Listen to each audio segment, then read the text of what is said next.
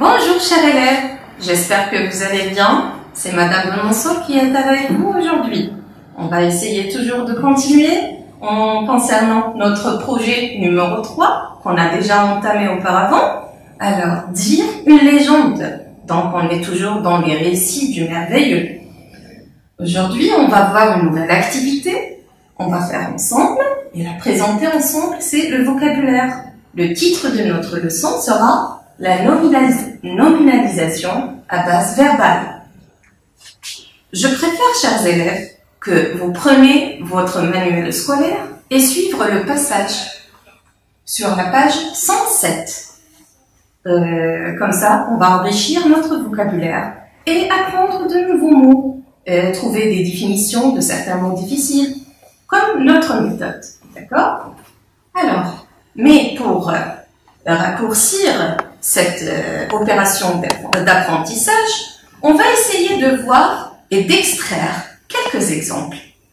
Tout d'abord, je commence à lire mes exemples pour présenter notre leçon. Tout d'abord, numéro 1, exemple numéro 1. Il a détruit l'installation. Deuxième exemple, on va essayer de lire ensemble. Il a arrêté le bavardage. Exemple numéro 3. La famille est contente du déménagement. On va essayer, chers élèves, ensemble, de repérer les mots écrits en vers. Alors, installation, bavardage, déménagement. On va essayer de chercher ensemble la catégorie grammaticale. Quelle est la nature grammaticale de ces mots-là? Donc, si je vais prendre ce mot, alors, quand je vois un déterminant juste à côté, alors, donc, c'est un nom. Le deuxième, aussi, il y a un autre déterminant. Donc, aussi, j'ai un autre nom. Bavardage. Déménagement. Aussi, la nature grammaticale de ce mot, c'est un nom.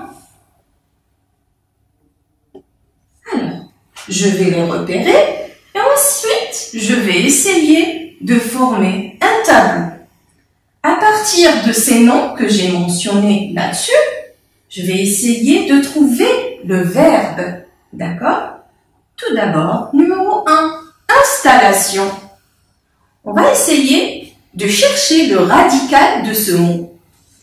Si je vais le repérer, sera ici. Installe. Et je vais faire une liaison. Avec quel verbe? Installe. Donc, l'infinitif de ce verbe, c'est le verbe installer.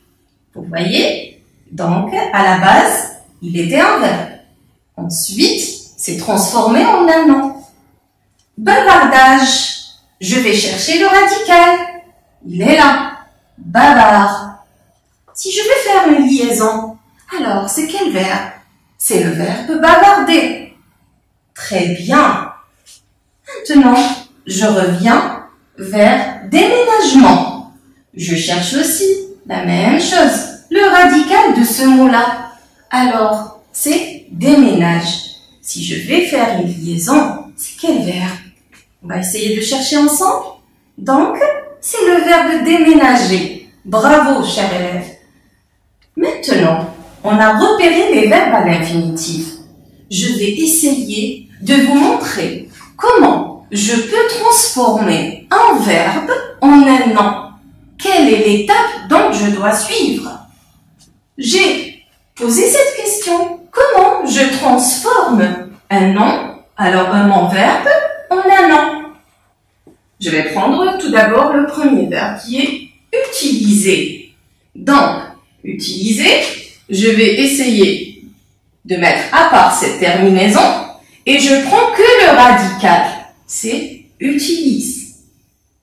Pour former un nom, je dois ajouter un suffixe. Donc la deuxième partie qui est là, action, on l'appelle un suffixe.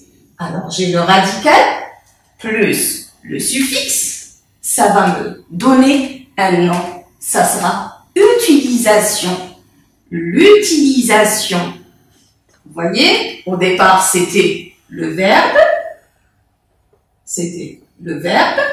Et à la fin, on l'a transformé. Ce verbe-là, on l'a transformé en un nom. Alors, il est utilisation.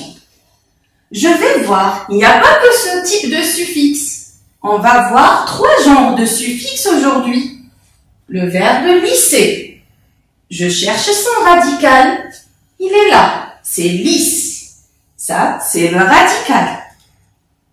En plus, j'ajoute le suffixe age. D'accord? L'assemblage se fait avec ce genre de suffixe. Et ça va me donner le nom lissage. Vous voyez un autre suffixe. Donc, on a vu action, âge, rappelez-vous. Ensuite, on va voir un autre suffixe. Et on va changer de verbe. On prend par exemple le verbe ranger. Je vais chercher son radical. Il est là. Rang. D'accord? Plus le suffixe ment.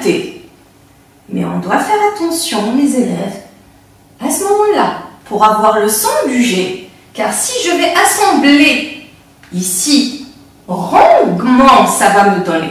Et je n'aurai pas le son du G. Donc, qu'est-ce que je dois ajouter au milieu pour créer le son du G? Alors, n'oubliez pas d'ajouter un E. D'accord? Et ça va me donner le nom rangement.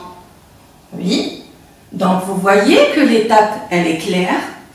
Ce que je mentionne ici, c'est qu'il n'y a pas de règles précises. On doit les apprendre. Alors, quand j'entends utiliser, c'est il s'assemble avec le suffixe ation. Alors, et ça me donne utilisation. Lisser, ça s'assemble avec le suffixe age. Et ça va me donner lissage. Ranger, ça va s'assembler avec le ment. Et ça me donne rangement. Vous voyez qu'il n'y a pas une règle précise. Ça s'apprend. Ensuite, je reviens vers notre remarque. Alors, je dis que je peux former un nom à partir d'un verbe en ajoutant au radical un suffixe. Alors, ces 3 genres de suffixes qu'on a vus aujourd'hui, c'est clair. Il y aura peut-être quelques élèves qui vont me dire « Pourquoi j'utilise, maîtresse, la nominalisation? Ça sert à quoi ?» Donc, la nominalisation, on l'emploie en langue française, c'est pour présenter en un peu de temps le maximum d'informations. Et je la trouve beaucoup plus, la nominalisation, et on l'emploie pour annoncer les titres de journaux. Alors, vous voyez que la nominalisation pourra nous donner beaucoup plus d'informations en s'exprimant, d'accord, et beaucoup plus à l'oral. Oui. Alors, c'était ça notre cours aujourd'hui. Ce que je vous demande, chers élèves, c'est juste de suivre sur la page numéro 108 et de faire quelques exercices que je vais mentionner ensuite, la page et le numéro de l'exercice. Mes élèves, je vous demande de faire les exercices. Exercice numéro 1, je relis comme dans l'exemple. Il est en haut de page sur votre manuel scolaire. Je vais vous le montrer. Donc, il est là. C'est cet exercice que je vais faire. Et ensuite, un deuxième exercice complète le tableau. D'accord? Ça sera les 2 activités à faire. Alors, jusqu'ici, je vous dis au revoir. À très bientôt. J'aimerais bien que vous vous intéressiez aussi à vos cours. Et pour exceller, comme toujours, très ravie de vous revoir une autre fois. À ce moment-là, chers élèves, ne me reste que de vous présenter quelques conseils. Alors, mes petits amours, on n'oublie pas toujours de suivre les conseils de papa, de maman, de se laver les mains correctement, de suivre les précautions d'hygiène correctement, et espérons que ça ne va pas durer. Et on se verra le plus proche des